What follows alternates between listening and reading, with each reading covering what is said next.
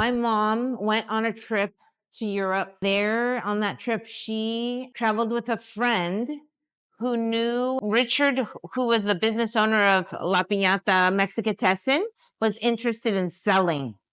And at that time, Lucy Castro had been basically selling food out of her house. She would invite her friends over and family over to buy pupusas from her. She would also go to like soccer fields and offer food for sale at these soccer games that were played here in San Mateo. She also had like people who knew her from church. And so sometimes after services, she would bring food out there to sell. She had friends in Foster City who would regularly buy from her. She was mostly doing this on a weekend, so on Friday, Saturday, and Sunday. So she probably started in the mid 80s doing these weekend sales. And this woman who had traveled with her knew about this and had, and had like suggested, well, when are you going to open a restaurant?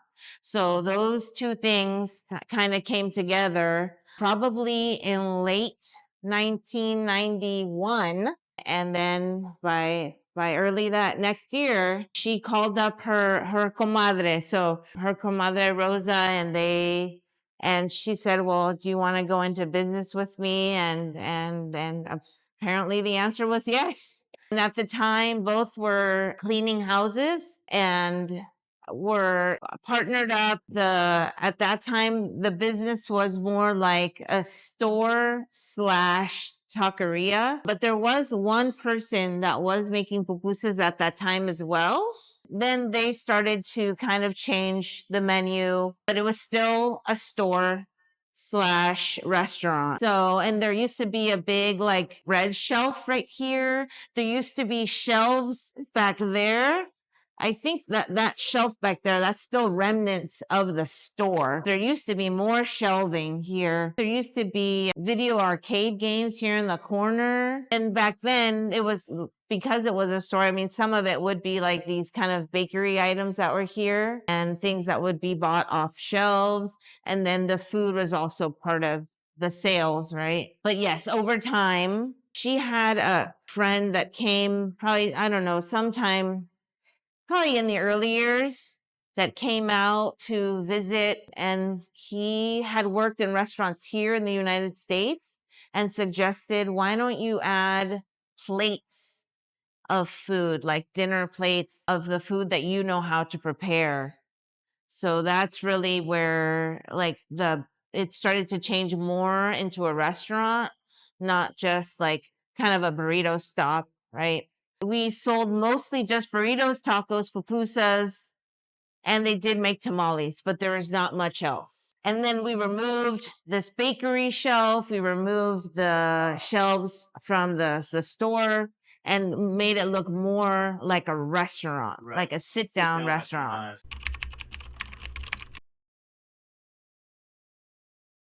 Well, the early challenges was basically they were the restaurant. So my mom, my aunt, they had one other person that was doing the cooking, and then we had two youngsters that were here doing the front, the burritos. So we were very low staffed. And myself and my cousin who went to San Mateo High, we were voluntold that we needed to work here at the restaurant, right? Okay. So we started here when we were freshmen in high school. This is where we would come after school. So I would come on the nights that my mom would work, and she would come on the nights when her mom would work. So because they wanted to prepare everything from scratch, they would have to stay here past midnight every night to make sure that they had for the next day. So those are definitely the early challenges.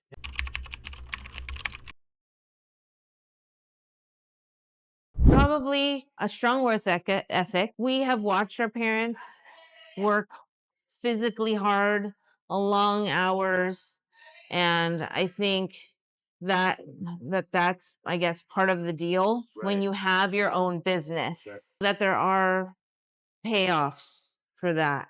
People get to know you. They become loyal to your restaurant. They see us. They feel like they know us. So many people now will come in and say, "Well, I've been coming here for 20 years and I've known you since you were this, like this little." That we're something familiar that people want to come to. There's definitely a comfort level there.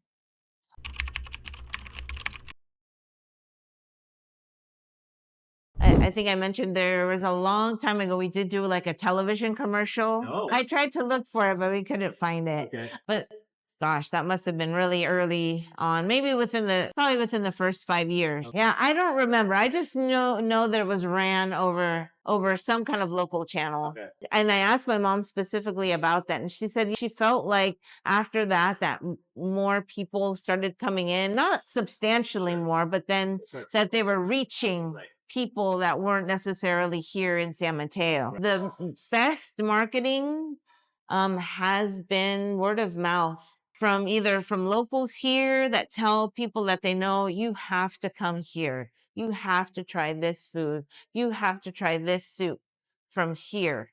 And so many people come in and tell me, "Oh, I heard about, someone told me about you guys and they said I had to come here." So that is probably the best marketing that I've seen.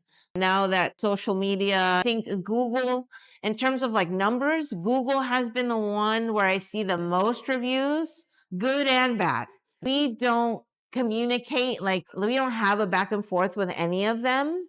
I just like will glance every now and then of like how many reviews are now posted, and occasionally I'll read some of the newest ones and see where we are, because we've kind of maintained like at a 4-star, which for me is fine. That means to me that we have still some work to do. Yes. I am perfectly fine with being there.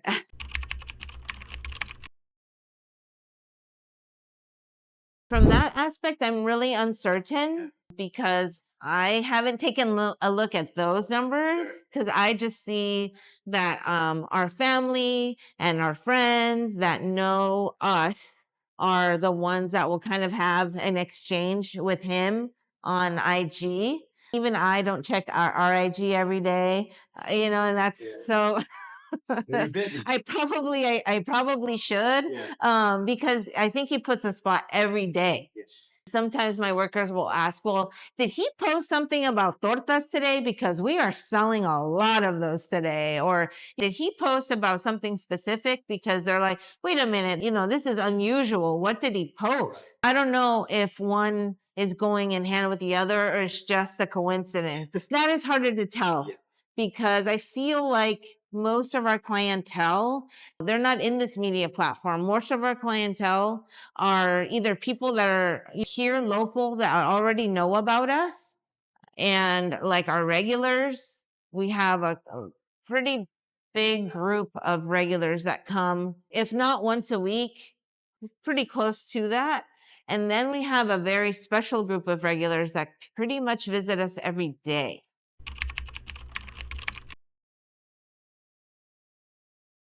Most of our regulars are men, most likely here as a single man, Okay. maybe living alone, maybe not having access to kitchens. Literally every day. We have some that even will order the same thing every day. And there's are a few that we will like that we haven't seen them for a long time, but because we know their order, we're like start making it as soon as they walk in the door. So yeah, I'm in that. I am kind of like in awe. I don't know that there's any restaurant that I would go to that feels special, but at the same time, it like feels like pressure, because we got to put this out to you every day and it better be good every day. Every day. Right. Nothing better be wrong with that, because they'll know. And when something's off, like, wait a minute. And I can't say, I mean, I want to say that it's mostly men, but we do have a few women that come in the same way, and mostly by themselves. They don't come with a family. It's just them. And other than just eat, they'll stay for a little bit. I had a woman recently that just moved. I think she was, she's already retired, but I guess her son realized that she probably needed to move in with him. And she lived right here on Nazareth Place, basically steps away from here. And when she was moving, she told me, "Oh, I'm going to be moving."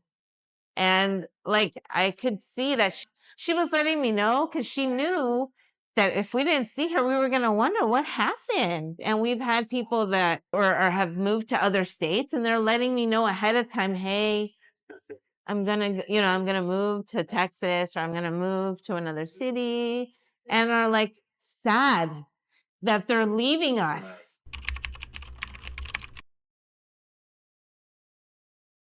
At present, we have 10.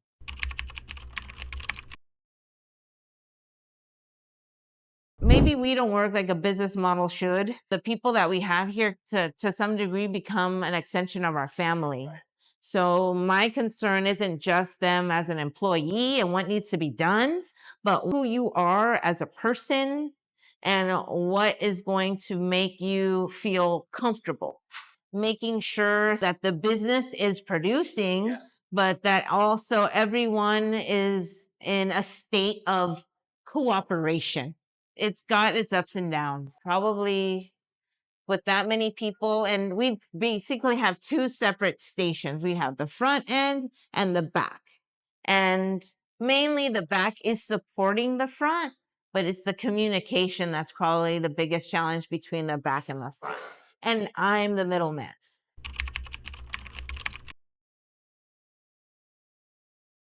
Unfortunately, we don't do that kind of thing. My aunt and my mom don't know that part of the business. I guess those huddles now, very mini huddles, planning is what needs to be done during the week. That has just been started. It's helpful, but it needs to be done in a more systematic fashion, which hasn't really been done in that way. And I mean, that's where I need to grow in that respect.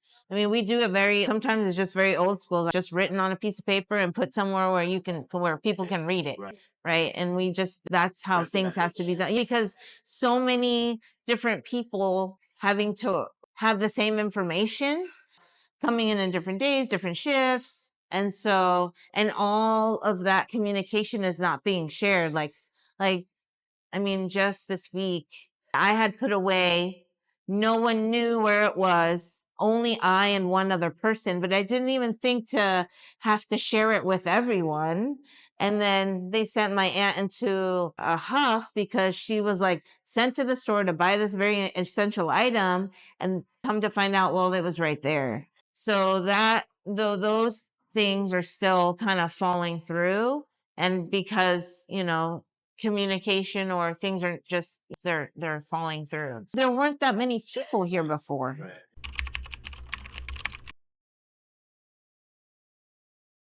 I would say Saturday night. So Saturday night, I come in the afternoon shift.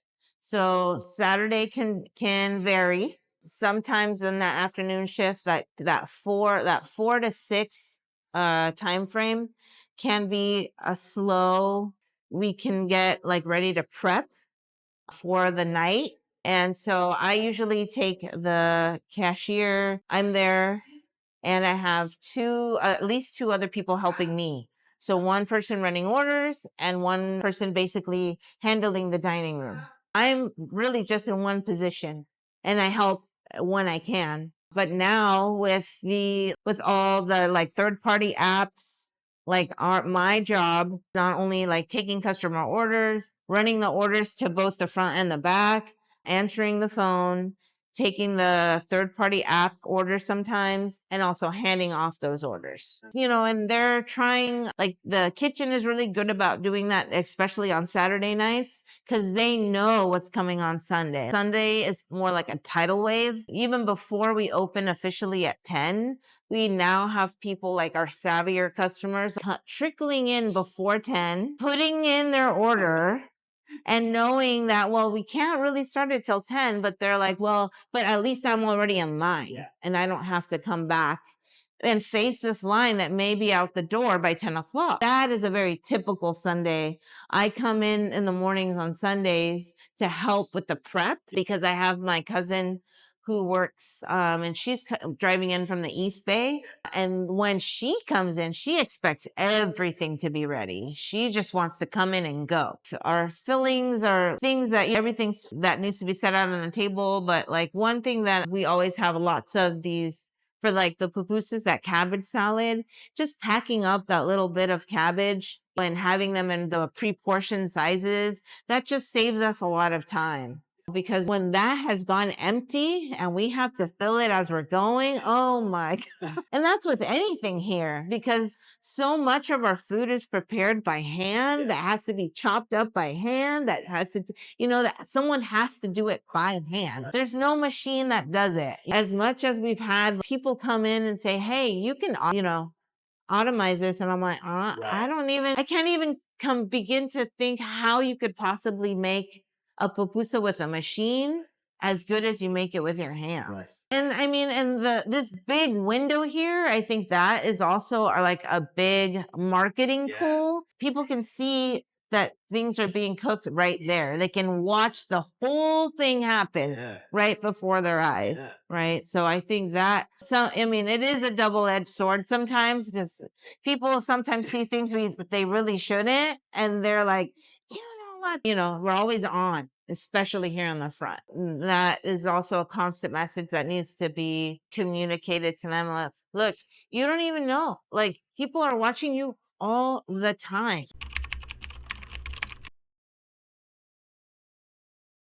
Most of the time, like Wednesday usually is my day off, completely off.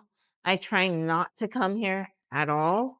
That's harder now because my son has an activity here in downtown. He comes in, he goes there 3 times a week, and I'm just down the street if there's and usually that's what my mom always takes advantage of. Will pick me up some pupusas or pick me up because even though my mom has now kind of retired from the business, no longer comes in, she is constantly having company at the house and is always wanting to have food to offer. If it's for me, for my son, for my husband, or whoever might come through the door. I mean, I've had to Uber for ourselves from here because that's what they want. I met my husband here. Oh. Yeah. So and actually quite a few of our employees have met their partners here. Like he was in a like a traveling construction company. Okay. And who knows how they found out about this place, but apparently because they had come in from the East Coast to build something here, someone told them, oh, come here. And then after that, he came here every day.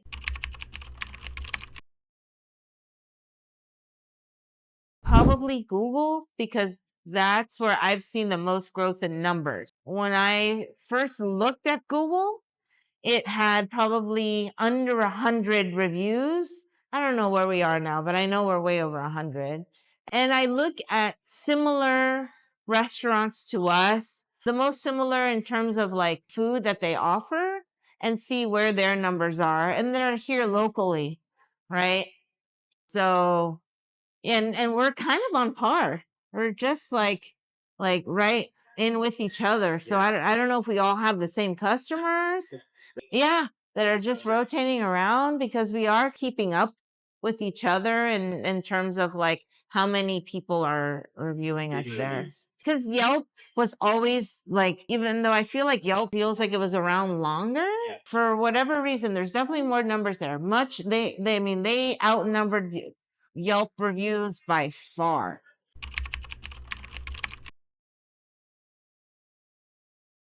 Definitely find a good partner, not to try this on your own, because in order you kind of have to have time to take a rest. I think that by far is what has brought success both to my mom and my aunts.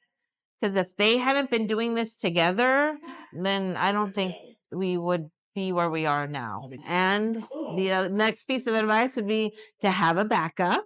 To have a backup in those early years. According to my mom, like because it took so long for the restaurant to take off, she was basically earning money from her other business, which was house cleaning, and using that capital to fund this business. So, to have another source of income while you're building clientele, especially if you're a new kid on the block that nobody knows, and so that definitely would be the second piece of advice. Yeah. And probably, tap your family for who you think would, one that has a mutual need, right? That they need to work and they're willing to do anything, that they're willing to flex, not only as a worker, but also as your family. Because at the end of the day, that's who we've really had to lean on extensions of our family to help us keep the business going in the way that we want. As much as we, appreciate our employees, there's just some things we can't ask them to do, but we can definitely ask our family.